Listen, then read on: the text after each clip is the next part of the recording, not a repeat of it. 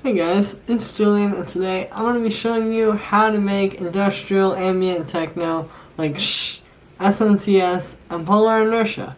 As usual, you can get the full project files, samples, MIDI, presets, everything like that from this video right at the top of the description on my Bandcamp, and if you're a patron on my Patreon, check there, because it's already available, and let's get started.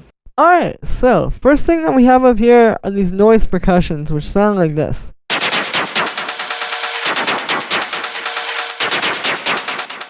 So as you can hear, these are pretty intense. This is definitely, sort of like the industrial part of this.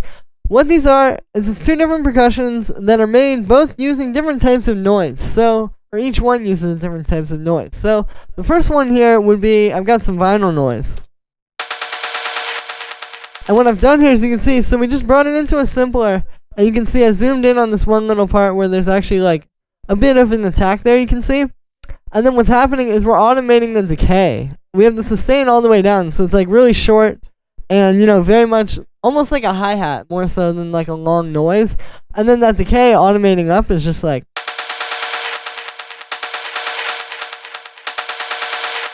kind of gives it some movement. And so this is a really good way to use Foley sounds and, really make something that's organic, but still techno at the same time. Because obviously, like, techno is all about making things that are, very machine-like and very raw in that sense. But here, it's something that's really organic, but the way that we're morphing it and kind of like working with it digitally makes it something more. And that's ultimately the goal with this style of music. And you can see, we just got a bit of echo on this, and then it's going into some overdrive and drum bus. So you may be asking yourself, how do you get vinyl noise to sound this like hard-hitting? And that's it. It's the overdrive and the drum bus on there. Plus, you can see the transients knob being turned up pretty heavy on the actual drum bus there. And then finally, we just have a high-pass filter, which is going to be important because if you don't have this, it's super low end. There's like a bunch of noise in the low end that will get in the way of your mix. And then for the second one, this is made just with white noise. So you guys have seen me do stuff like this before. This one is a little bit different. You can see, so it's just this little white noise thing. You can see it's got a short envelope there. I've got the sustain turned down. And then we have a low pass filter here. Typically, when you would work with this and try to make percussion out of white noise, you would use a band pass filter. But here, the low pass kind of makes it a bit darker. And that's something you want to think about. Like, when you're designing percussion from scratch, essentially here, you want to think about, like, how does the type of filter, or the type of, even, like, which synth noise you use, how that is going to impact the sound and make it darker or brighter and ultimately give you what you want. That's how you can essentially make your own percussion, is just get really good at knowing what you want and then knowing how to do that with synths. So we've got the low pass filter here just to make it a bit darker, and that's got an envelope on it. And then I also have this LFO, which is just moving it kind of slowly.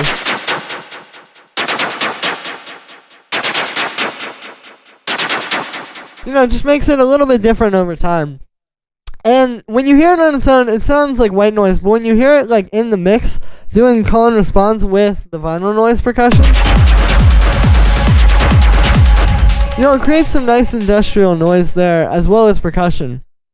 And then we just have some echo and reverb to give it a bit more space.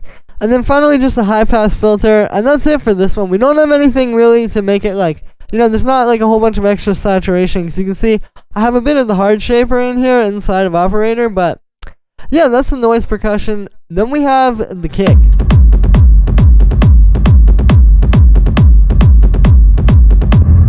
So this is one of those, just big, rumbly, very punchy, but much more so like in the low end kicks. Like you hear in a lot of like SNTS tracks and Polar Inertia for sure. And then we also have a little tom in there. So with this one, it's this kick.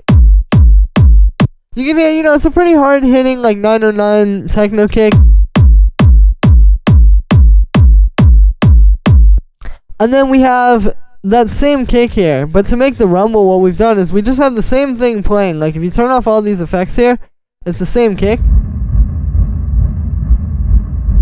But then you can see we have a rumble here. We have the reverb.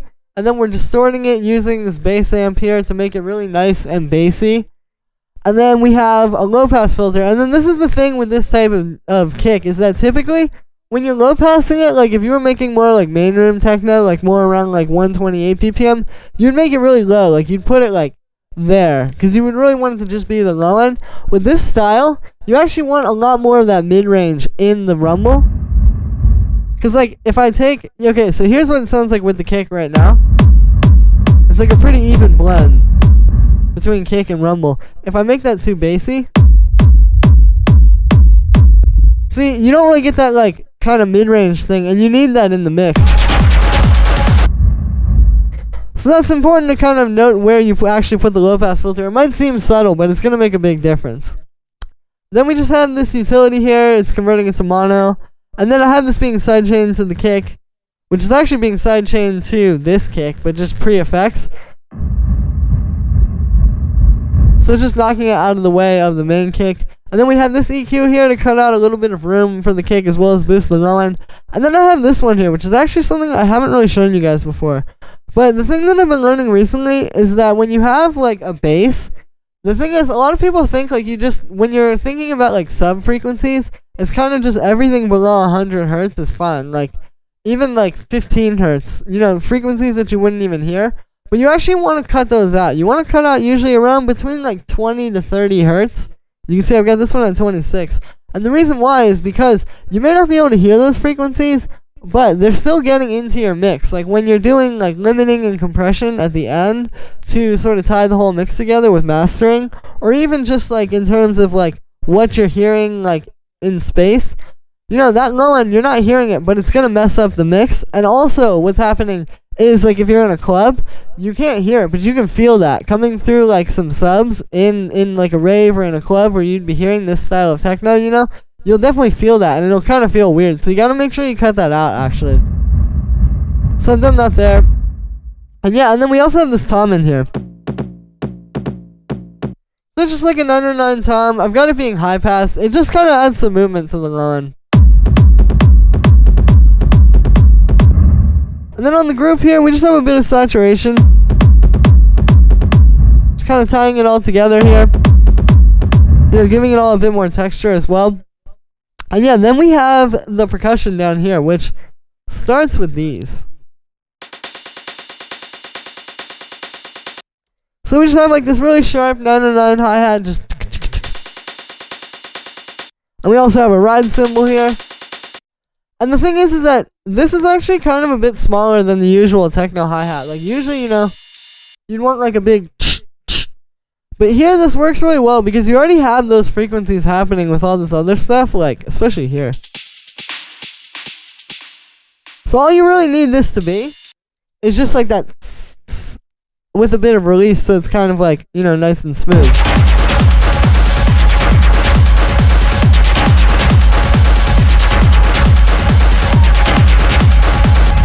So that's kind of how that's fitting into the mix. Then we have this metal percussion.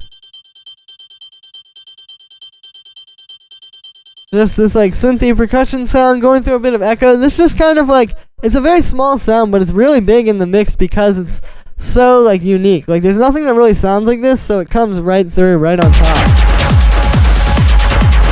I mean, you can see I had it turned down pretty quiet. Then we have these industrial percussions.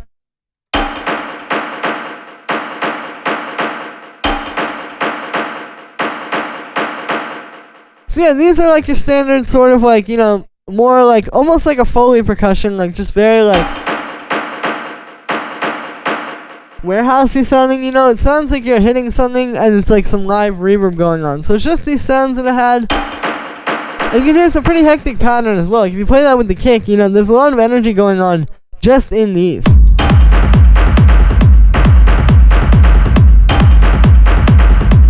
So that's something to keep in mind. Like when you're hearing the whole mix, you know, there's a lot of little like subgrooves going on apart from what you're hearing in like the overall track. So like that's why you gotta make sure to add stuff like this, because it can be easy to overlook, but it's important. And you can see on these we just have like some echo, some reverb, a little bit of fattening. Same thing on the second one. Then we have these ambient hi-hats.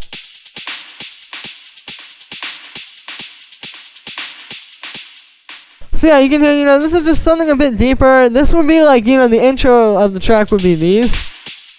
And then like when you want to get a bit more intense, then you can start bringing in like all this other stuff. But these are sort of like the core of the hi-hats. So it's just like this shaker. Little hi-hat there. And then this percussion sound as well, which just kind of adds some nice mid-range in the background and like a little bit more percussion to the beat. That little there. Then we have these drones. And so it's two different techniques that we're using here. The first one is we're using granular synthesis. So granular synthesis is really, really good for the style of techno. Like when you're trying to make those long,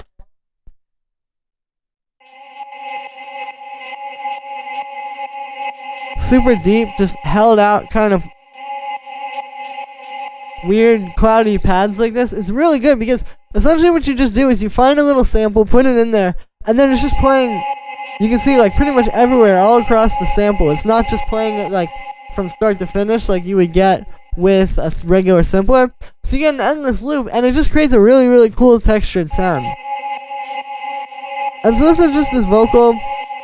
It's really good with vocals, like really anything like that that's just gonna have like a tone to it. You can create a really cool drone and make something really unique, because if you use synths, you can only really get like what the synth can do. Here you can do any sound and make like anything you could ever dream of. And so we've got that, and then we also have this pad here, which is actually made with Operator. And so this you can hear, what Operator and what synths are really good for in this style of music is you can hear this makes this kind of like detuned, sort of like dark sounding drone. And that's the point of this, is that it kind of like plays off of that other one. And it creates a sort of uneasy feeling that you don't get when you just hear one. So yeah, this one, it's just 3 sine waves. They're at a few different octaves. And then you can see I've just got them detuned. The detuning is really what's going to give it the uneasy, sort of like warbly feel. And then I just have that being low pass. We've got a reverb. And then that same auto pan you saw in the last one. And then on the group there, we just have some drum busts just to kind of like give them a bit more texture. I'm not really too concerned with oversaturating these because like you want to give them a lot of texture. A lot of times like when you make these types of sounds, if you just take it straight out of the synth or just straight out of the granulator, it's not really going to sound that good. Or not, it's not going to sound that good. Of course it's going to be the sound, but it's not going to be that fat. Like it's just going to be a little tiny layer in the background. This really makes this like a full thing, and it also glues them together so that it'll kind of sound like one. And yeah, and that's important because like if you're just kind of staring at a synth and like you're looking at like, okay, how do I make this like weird dissonant drone that like isn't a perfect chord, it's kind of just like a bunch of different notes playing, it sounds very cloudy. Like how do you do that when you're just staring at like sine waves and square waves and saw waves with a low pass filter? But if you kind of like approach it a little bit differently, like making the granular sound and then the sort of like dissonant operator pad, you can get some pretty interesting textures without all the crazy work you would have to do to try to figure out how to make saw waves and square waves interesting every time. And then the last thing down here, 19 and 20, are these 2 atmosphere sounds. So you can see it's just a bit of vinyl noise. Pretty standard fare. You can see I have this EQ here. This is sort of like a lo-fi filter. Here's without it. And then with it. So you can see just by cutting off those very like high frequencies there, like just the top of the top.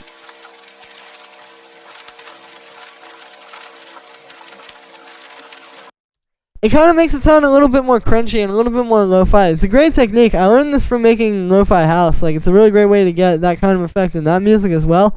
But it works really well with this because we just want this to be a little bit more textured. It can't just be like just the whole frequency range, just noise. That's not really what this style is about. It's about finding things and kind of like giving them interesting textures to make them all come together. Like all the different sounds from all these different sources that we pulled in to make this track.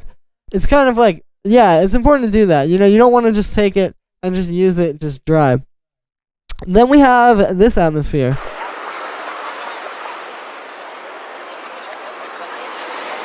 And so this is actually a field recording. I just recorded this with my phone. I was like walking around somewhere and I was like, oh, I should just record this and I could use it in the video. And here we are using it in the video. So yeah, using these like sort of live textures, so to speak, like all you gotta do is just use your phone or any kind of like recording device and just walk around when you're out in public and record maybe like 5 or 10 minutes or something. You can just pull little pieces.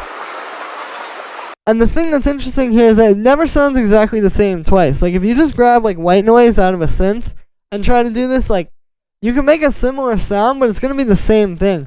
This is like constantly changing and it just breathes a lot of life into it. If I turn this off, the overall mix is gonna feel a bit less textured. And I'll turn off the background noise too. Here's without both of these.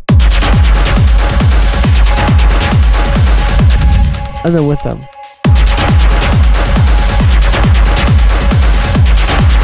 So you see why it's important, you know, they really add that space because this style of techno is very simple. It's very simple tracks, you know, in terms of like what's actually going on musically. Very simple, and in terms of the layers, it's just like well set up percussion. But then these noise layers are what's going to come in and kind of fill in the space in between all those like very simple elements. Because if you just make the simple elements, you're going to be kind of lost. That might be why you're watching this video, is because you were trying to make the style of techno and wondering why it didn't sound like that. You got to add these, and multiple of them is preferable because it's just going to stack up and kind of fill in that space between the very simple techno that's going on underneath it. And yeah.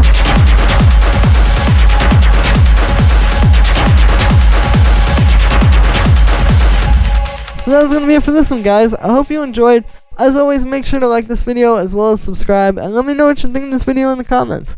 Like I said in the beginning, you can get the full project file, samples, MIDI, presets, everything like that from this video is available right at the top of the description. And if you're a patron on my Patreon, check there because it's already available. Thank you so much for the support, everybody who picks up these sample packs. It really helps me out. And yeah, thank you so much, guys, and I will see you tomorrow with another video.